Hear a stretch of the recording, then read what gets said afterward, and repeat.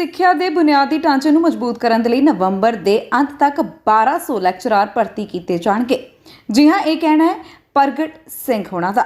जी हाँ, सिक्ख्या खेडां ਅਤੇ NRI मामलों बारे मंत्री सरदार प्रगट सिंह ने अज कहा सिक्ख्या विभाग वालों इस नवंबर के अंत तक 1200 ਲੈਕਚਰਾਰਾਂ की भर्ती की जाएगी, जिस संबंधी प्रक्रिया तेजी के नाल चल रही है। कर्जा मुआफी स्कीम अधीन बेजमीने किसानों को चैक वंडण के लिए एक समागम दौरान इकट्ठ ਨੂੰ संबोधन करदਿਆਂ मंत्री ने कहा कि सिक्ख्या ਅਤੇ खेडां दोवें मुख खेतरां ਨੂੰ ਸਮੇਂ ਦੇ ਹਾਣ ਦਾ ਬਣਾਉਣ ਦੇ ਲਈ ਦੋਵੇਂ ਵਿਭਾਗਾਂ ਵੱਲੋਂ ਤਾਲਮੇਲ ਦੇ ਨਾਲ ਕੰਮ ਕੀਤਾ ਜਾ ਰਿਹਾ ਹੈ। उन्होंने कहा कि विभागों वालों स्कूल पद्धर ते खेड गतिविधियों को होर हुलारा दे के विद्यार्थियों की ऊर्जा को सही दिशा वाल जाण के उद्देश्य नाल समुचे 3.5 लाख स्कूली बच्चों लई विच खेड किट्टां वंडण लई एक विशाल मुहिम की शुरुआत की जा रही है।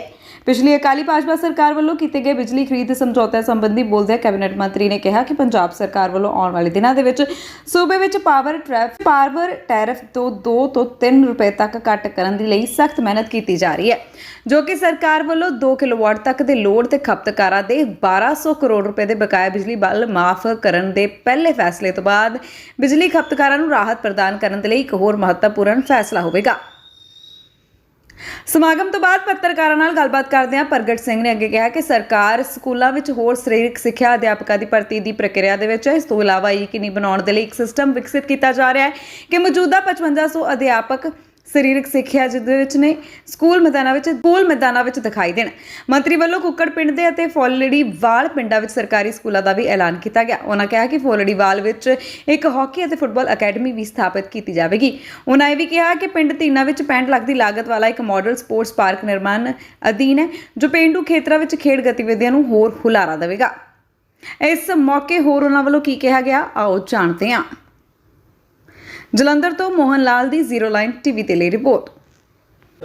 अज बेसिकली जिहड़ा कोऑपरेटिव मूवमेंट का जिहड़े बेज़मीने किसान है मजदूर है उन्हां दा साडे इन्हां पिंडां दा अज फंक्शन सीगा, जिहदे विच अज 566 परिवारां नूं इह करजा जिहड़ा लगभग 1 करोड़ 15 ਲੱਖ ਦਾ माफ़ किया, पर मेरे हलके दे विच 7.5 करोड़ रुपया जिहड़ा वो माफ़ होया हैगा। मैं जिथे सरकार वल्लों साडे चीफ मिनिस्टर और साडे कोऑपरेटिव मिनिस्टर उन्हां दा धन्नवाद करदा, क्योंकि ये जिहड़ा भावें करजा छोटे लैवल दा सी लेकिन इन्हां लई ये जिहड़ा आ वो बहुत मायने रखदा हैगा।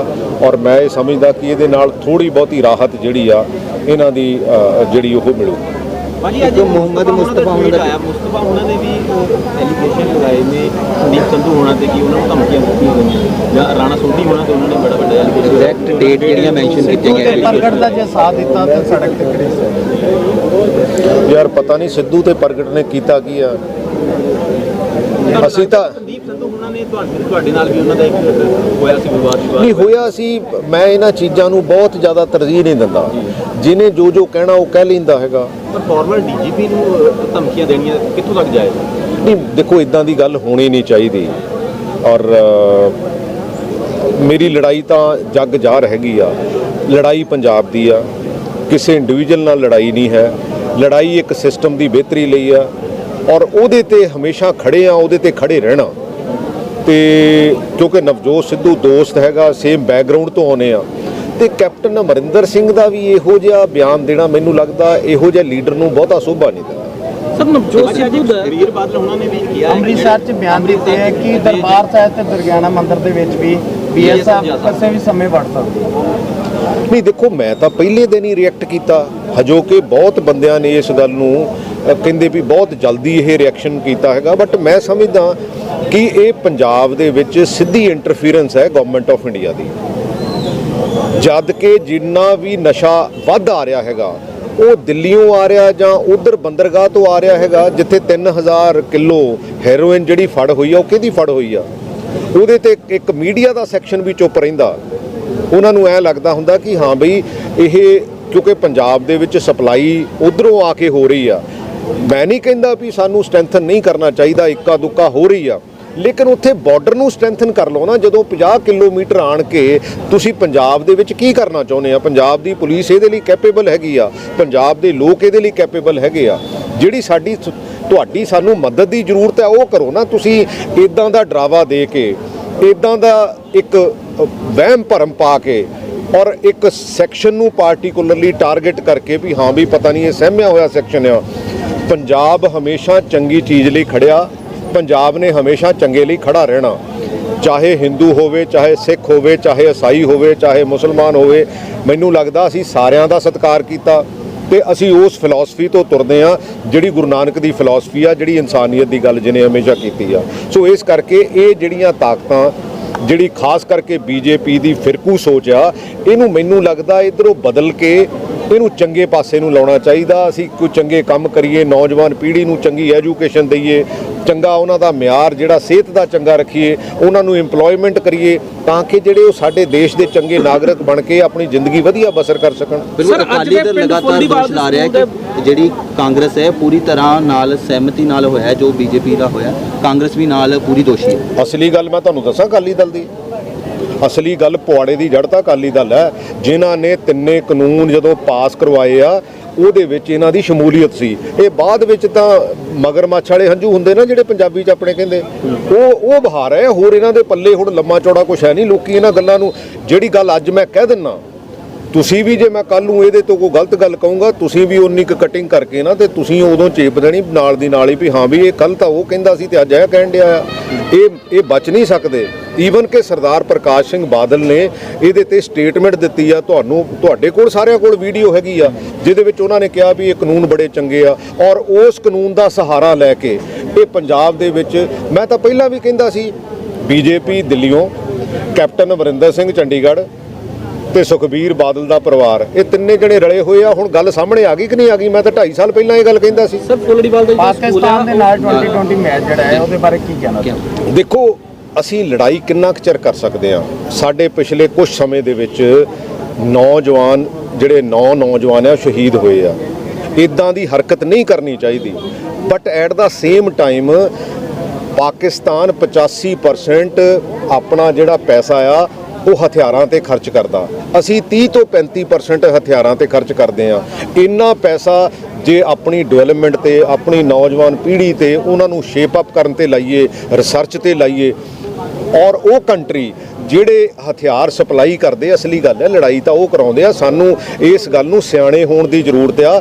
ਕਿਸੇ ਘਰ 'ਚ ਲੜਾਈ ਹੋ ਜਾਵੇ, ਕਿਸੇ ਪਿੰਡ 'ਚ ਹੋ ਜਾਵੇ, ਕਿਸੇ ਸੂਬੇ ਦੀ ਹੋ ਜਾਵੇ, ਕਿਸੇ ਦੇਸ਼ ਦੀ ਹੋਵੇ, ਉਹਦੇ ਵਿੱਚੋਂ ਕੁਝ ਨਹੀਂ ਕਮਾਇਆ ਜਾ ਸਕਦਾ, ਉਹਦੇ ਵਿੱਚੋਂ ਗੁਰਬਤ ਹੀ ਪੈਦਾ ਕੀਤੀ ਜਾ ਸਕਦੀ ਆ। ਇਹ ਸਾਡੇ ਦੋਨਾਂ ਕੰਟਰੀਆਂ ਨੂੰ ਸਮਝ ਲੈਣਾ ਚਾਹੀਦਾ ਔਰ ਉਹਦੇ ਤੇ ਆਉਣ ਵਾਲੇ ਸਮੇਂ ਦੇ ਵਿੱਚ ਉਸੇ ਤਰ੍ਹਾਂ ਦੀ ਡਿਵੈਲਪਮੈਂਟ ਕਰਨੀ ਚਾਹੀਦੀ। ਕਿਸ ਤਰ੍ਹਾਂ ਦੇਖਦੇ ਹੋ ਤੁਸੀਂ? ਮੈਂ ਤਾਂ ਇਹ ਕਿਹਾ ਵੀ ਮਾਹੌਲ ਹੁੰਦਾ ਕਿਸੇ ਚੀਜ਼ ਦਾ, ਜਦੋਂ ਮਾਹੌਲ ਇਹੋ ਜਿਹਾ ਵੀ ਸਾਡੇ 9 ਨੌਜਵਾਨ ਸ਼ਹੀਦ ਹੋ ਗਏ ਤੇ ਅਸੀਂ ਉਦੋਂ ਇਹਨਾਂ ਚੀਜ਼ਾਂ ਨੂੰ ਨਹੀਂ ਸੋਚ ਸਕਦੇ। ਲੇਕਿਨ ਲੰਬੇ ਸਮੇਂ 'ਚ ਸਾਨੂੰ ਇੱਕ ਪੋਜ਼ਿਟਿਵ ਅਪਰੋਚ ਜਿਹੜੀ ਆ ਅਪਣਾਉਣੀ ਪਊਗੀ। ਪਰ ਸਰ ਫੁੱਲੜੀਵਾਲ ਦੇ ਇੱਕ ਨਵਜੋਤ ਸਿੰਘ ਸਿੱਧੂ, ਇੱਕ ਦੋਵਾਂ ਦੇਸ਼ਾਂ ਦੇ ਵਿੱਚ ਪ੍ਰੇਮ ਪਿਆਰ ਦੀ ਭਾਵਨਾ ਦੇ ਨਾਲ ਤਾਂ ਪ੍ਰੇਮ ਪਿਆਰ ਦੀ ਭਾਵਨਾ, ਦੇਖੋ ਗੱਲ ਇਹ ਆ, ਮੈਂ ਉਹਨੂੰ ਡਿਨਾਈ ਨਹੀਂ ਕਰਦਾ, ਉਹ ਇੱਕ ਡਿਫਰੈਂਟ ਸੁਨੇਹਾ ਦਿੰਦੀਆਂ। ਪਰ ਕਈ ਵਾਰੀ ਕੀ ਹੁੰਦਾ, ਕਦੀ ਖੁਸ਼ੀ ਦਾ ਮਾਹੌਲ ਹੁੰਦਾ, ਕਦੀ ਗਮੀ ਦਾ ਮਾਹੌਲ ਹੁੰਦਾ। ਆਪਾਂ ਜਦੋਂ ਖੁਸ਼ੀ ਦਾ ਮਾਹੌਲ ਹੁੰਦਾ ਤੇ ਉਦੋਂ ਹੋਰ ਸੋਲੇ ਗਾਉਂਦੇ ਆ, ਜਦੋਂ ਗਮੀ ਦਾ ਮਾਹੌਲ ਹੁੰਦਾ ਉਦੋਂ ਹੋਰ ਗੱਲ ਕਹੀ ਜਾਂਦੀ ਆ। ਸੋ ਇਸ ਕਰਕੇ ਇਹਨੂੰ ਕਲੱਬ ਨਹੀਂ ਕੀਤਾ ਜਾ ਸਕਦਾ। ਅਸੀਂ ਆਪਣੇ ਦੇਸ਼ ਦੇ ਉਹਨਾਂ ਨੌਜਵਾਨਾਂ ਦੀ ਸ਼ਹਾਦਤ ਨੂੰ ਕੰਪਰੋਮਾਈਜ਼ ਨਹੀਂ ਕਰ ਸਕਦੇ, ਲੇਕਿਨ ਸਾਨੂੰ ਇਹੋ ਜਿਹਾ ਰਾਹ ਅਪਣਾਉਣਾ ਚਾਹੀਦਾ ਵੀ ਆਉਣ ਵਾਲੇ ਸਮੇਂ 'ਚ ਅਸੀਂ ਚੰਗੇ ਪਾਸੇ ਨੂੰ ਸੋਚ ਕੇ ਚੰਗੇ ਪਾਸੇ ਨੂੰ ਤੁਰੀਏ। ਨਵਜੋਤ ਸਿੰਘ ਸਿੱਧੂ ਹੁਣਾਂ ਵੱਲੋਂ ਇਹਦੇ ਬਾਰੇ ਕੀ ਤੁਹਾਡਾ? ਸਕੂਲ ਦੇਖੋ, ਸਾਡੇ 2 ਸਕੂਲ ਆ, ਇੱਕ ਫੁੱਲੜੀਵਾਲ ਦਾ, ਇੱਕ ਕੁੱਕੜ ਪਿੰਡ ਦਾ, ਜਿਹੜਾ ਕਾਫੀ ਸਮੇਂ ਤੋਂ ਏਡਡ ਸਕੂਲ ਸੀਗਾ। ਇਹ ਜਿਹੜਾ ਬੜਾ ਗਾਂਹ ਵਧੂ ਪਿੰਡ ਆ ਫੁੱਲੜੀਵਾਲ, ਇਹ 1962 ਜਾਂ ਉਦੋਂ ਵੀ ਪਹਿਲਾਂ ਇਹ ਸਕੂਲ ਚੱਲਦਾ ਰਿਹਾ ਹੈਗਾ। ਲੇਕਿਨ ਪਿਛਲੇ ਸਮੇਂ 'ਚ ਬਦਕਿਸਮਤੀ ਨਾਲ ਇਹ ਸਕੂਲ ਬੰਦ ਹੋ ਗਿਆ ਔਰ ਉਹ ਮੇਰੀ ਵੀ ਬੜੇ ਦੇਰ ਤੋਂ ਮੈਂ ਇਹਦੀ ਰਿਵਾਈਵਲ ਲਈ ਲੱਗਾ ਆ, ਕਿਉਂਕਿ ਅਲੱਗ-ਅਲੱਗ ਐਜੂਕੇਸ਼ਨ ਮਿਨਿਸਟਰ ਆਉਂਦੇ ਸੀ, ਉਹ ਕਹਿੰਦੇ ਸੀ ਵੀ ਇਹ ਅਨਏਡਡ ਆ, ਇਹ ਫਲਾਨਾ ਆ, ਉਹ ਕਿਸੇ ਕੈਟਾਗਰੀ 'ਚ, ਕਦੀ ਕਿਸੇ ਕੈਟਾਗਰੀ 'ਚ। ਇਹ ਮੈਨੂੰ ਨਹੀਂ ਪਤਾ ਸੀ ਵੀ ਇਹ ਖਰੇ ਮੇਰੇ ਹੱਥੋਂ ਹੀ ਹੋਣਾ। ਤੇ ਇਹ ਅਗਲੀ ਸੋਮਵਾਰ ਨੂੰ ਕੈਬਨਿਟ ਦੇ ਵਿੱਚ ਲਿਜਾ ਕੇ ਜੋ ਇਹਦਾ ਬੈਸਟ ਪੋਸੀਬਲ ਵੇ ਹੈਗਾ ਉਹ ਕਰਕੇ ਇਸ ਬਿਲਡਿੰਗ ਨੂੰ ਠੀਕ ਕਰਕੇ ਤੇ ਇਹ ਸੈਸ਼ਨ ਅਗਲੇ ਤੋਂ ਚਲਾਵਾਂਗੇ। ਨਵਜੋਤ ਸਿੰਘ ਸਿੱਧੂ ਵੱਲੋਂ ਸਪੋਰਟਸ ਨੂੰ ਲੈ ਕੇ ਕਲੀਅਰ ਕਰ ਦਿਓ, ਸਪੋਰਟਸ ਨੂੰ ਲੈ ਕੇ ਕੀ ਵਿਜ਼ਨ ਹੈਗਾ? ਕਿਉਂਕਿ ਮਹਾਰਾਜਾ ਰਣਜੀਤ ਸਿੰਘ ਅਵਾਰਡ ਫਿਰ ਪੈਂਡਿੰਗ 'ਚ ਹੈ। ਸਪੋਰਟਸ ਦੇ ਪਿਛਲੇ ਸਮੇਂ 'ਚ ਕੰਮ ਨਹੀਂ ਹੋਇਆ, ਇਹਦੇ 'ਚ ਕੋਈ ਸ਼ੱਕ ਵਾਲੀ ਗੱਲ ਨਹੀਂ। ਮੈਂ ਤਾਂ ਇੱਕ ਮਾਹੌਲ ਬਣਾ ਰਿਹਾ, ਜਿਸ ਮਾਹੌਲ ਦਾ ਆਉਣ ਵਾਲੇ ਸਮੇਂ ਦੇ ਵਿੱਚ, ਚਾਹੇ 2 ਮਹੀਨਿਆਂ ਦੀ ਗੱਲ ਹੈ, ਇਹ ਆਪਾਂ ਨੂੰ ਵੀ ਪਤਾ ਕਿ ਬਹੁਤ ਸਮੱਸਿਆਵਾਂ ਹੈਗੀਆਂ। ਪਰ ਮੇਰਾ ਇਹ ਟਾਰਗੇਟ ਹੈਗਾ ਕਿ ਘੱਟੋ ਘੱਟ ਵੀ 3.5 ਲੱਖ ਬੱਚਿਆਂ ਨੂੰ ਖੇਡਾਂ ਦਾ ਸਮਾਨ ਦੇ ਕੇ ਤਾਂ ਇਹਨੂੰ ਇੱਕ ਮੂਵਮੈਂਟ ਬਣਾਇਆ ਜਾਵੇ, ਤਾਂ ਕਿ ਸਾਡਾ ਨੌਜਵਾਨ ਜਿਹੜਾ ਕਿਤੇ ਨਾ ਕਿਤੇ ਖੇਡਾਂ ਤੋਂ ਦੂਰ ਹੋ ਗਿਆ ਉਹਨੂੰ ਇਹਦੇ ਵਿੱਚ ਲਿਆਂਦਾ ਜਾ ਸਕੇ। ਉਹਦੇ ਵਿੱਚ ਮੈਂ ਦੋਨੇ ਮਹਿਕਮੇ ਯੂਜ਼ ਕਰ ਰਿਹਾ, ਸਪੋਰਟਸ ਦਾ ਵੀ ਤੇ ਐਜੂਕੇਸ਼ਨ ਦਾ ਵੀ, ਤਾਂ ਕਿ ਇਹਨਾਂ ਦੋਨਾਂ ਨੂੰ ਕਲੱਬ ਕਰਕੇ, ਜਿੱਥੇ ਸਾਡੇ ਕੋਲ 5,500 ਫਿਜ਼ੀਕਲ ਐਜੂਕੇਸ਼ਨ ਟੀਚਰ ਹੈਗਾ ਕਿਉਂਕਿ ਕੋਚ ਬਹੁਤ ਥੋੜ੍ਹੇ ਆ, ਲੇਕਿਨ ਉਹਨਾਂ ਨੂੰ ਇਹਦੇ ਨਾਲ ਕਲੱਬ ਕਰਕੇ 2.5-3 ਲੱਖ ਬੱਚੇ ਨੂੰ ਘੱਟੋ ਘੱਟ ਵੀ ਮੇਰਾ ਤਾਂ ਟਾਰਗੇਟ ਇਹ ਵੀ ਆ ਕਿ ਇਦੋਂ ਵੀ ਵਧਾ ਕੇ ਇੱਕ ਮੂਵਮੈਂਟ ਖੜੀ ਕੀਤੀ ਜਾਵੇ, ਤਾਂ ਕਿ ਪੰਜਾਬ ਜਿਹੜਾ ਚੰਗੀ ਸਿਹਤ ਲਈ ਜਾਣਿਆ ਜਾਂਦਾ ਸੀ ਉਧਰ ਨੂੰ ਤੋਰਿਆ ਜਾਵੇ। ਇੱਕ ਆਖਰੀ ਸਵਾਲ ਹੈ ਜੀ, ਪੰਜਾਬ ਗਵਰਨਮੈਂਟ ਜਿਹੜੀ ਕਿ ਇਸ ਵੇਲੇ ਚੰਨੀ ਸਰਕਾਰ ਨਾਲ ਵੀ